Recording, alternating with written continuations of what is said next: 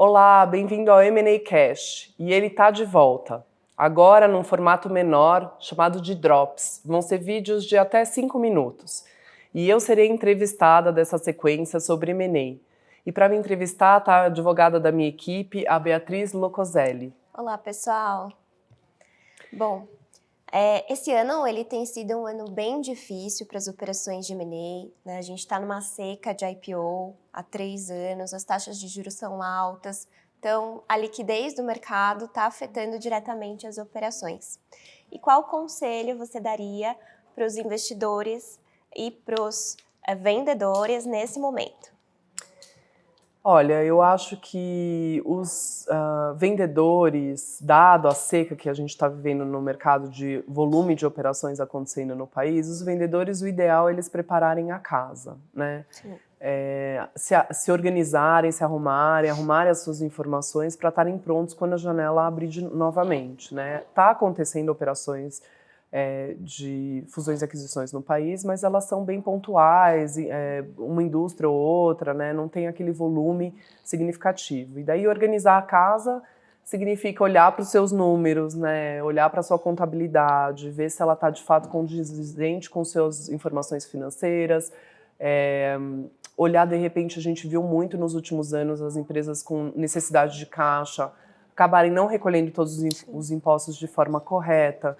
Então, olha para isso, vê se você consegue regularizar a sua situação, mitigar algumas contingências que podem surgir durante um processo de M&A quando ele chegar. Certo, e os investidores, né? A gente tem dois tipos de investidores no mercado, né? Os estratégicos e os financeiros. Como que está a movimentação dos investidores nesse momento de crise? Acho que os estratégicos ainda estão com mais apetite do que os financeiros, né? Os fundos, principalmente private equity, venture capital, não conseguiram fazer suas rodadas de captação nos últimos tempos, então tem pouca liquidez para investidor financeiro. As taxas de juros altas, tanto aqui do país quanto dos Estados Unidos, também afugentam um pouco os investidores para capital de risco, né? Eles acabam migrando para uma renda fixa, para um investimento de renda fixa.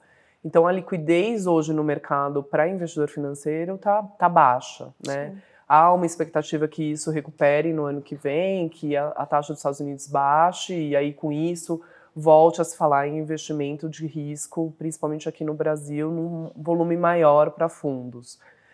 Investidores estratégicos, como eles têm uma visão a mais longo prazo, né, do que o investidor financeiro, eu acho que tem mais movimentação, eles estão se movimentando, está acontecendo operação, e eles estão buscando ou verticalização do seu negócio ou crescer horizontalmente, né? A gente viu muito também os CVCs, né, que são os Corporate Venture Capitals, crescerem bastante nos últimos anos no país, que é basicamente as grandes empresas alocarem parte dos seus recursos para investir em startups que vão fomentar o seu negócio, né? Seja de uma forma satélite ao seu negócio, seja intrínseco ao negócio mesmo. Então, a gente tem visto bastante investimento das empresas e criando seus próprios CVCs para investir em startups.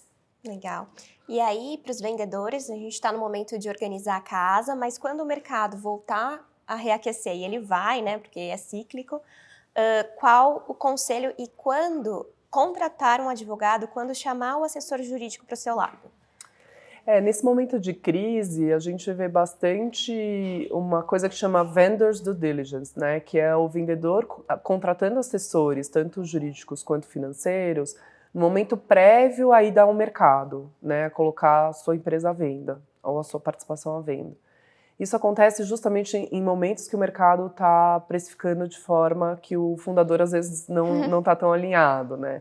Então o mercado está pagando pouco pelos ativos, está mais cético com relação a múltiplos de valuation, e os fundadores querem ter uma certeza maior sobre quanto vale o seu ativo, né? Não engatar numa conversa e daí descobrir eventuais precificações muito baixas durante o processo de auditoria, que a gente vai falar num próximo episódio, mas então a gente vê, quando o mercado está muito difícil, a gente vê fundadores contratando assessores previamente à ida ao mercado, justamente para auxiliá-lo na tomada de decisão de ir ao mercado ou não. Mas, de forma geral, o M&A, o ideal é que se contrate um assessor, principalmente o jurídico, antes da assinatura do MOU ou do term sheet, né, do documento que vai ser a espinha dorsal da transação, né? Esse seria o momento ideal. Muitas vezes os advogados são contratados posteriormente, após a assinatura desse documento, o que dificulta, eventualmente, você ter que mexer numa estrutura ou mexer em algumas cláusulas que já foram negociadas ali nesse documento, que seria os principais pontos comerciais que as partes já negociaram. Ainda que seja um memorando não vinculante, é muito difícil negocialmente você emplacar mudanças de estrutura depois, Exatamente, exatamente. Bom, então a gente fica por aqui com esse episódio e até o próximo. Até o próximo, pessoal. Obrigada.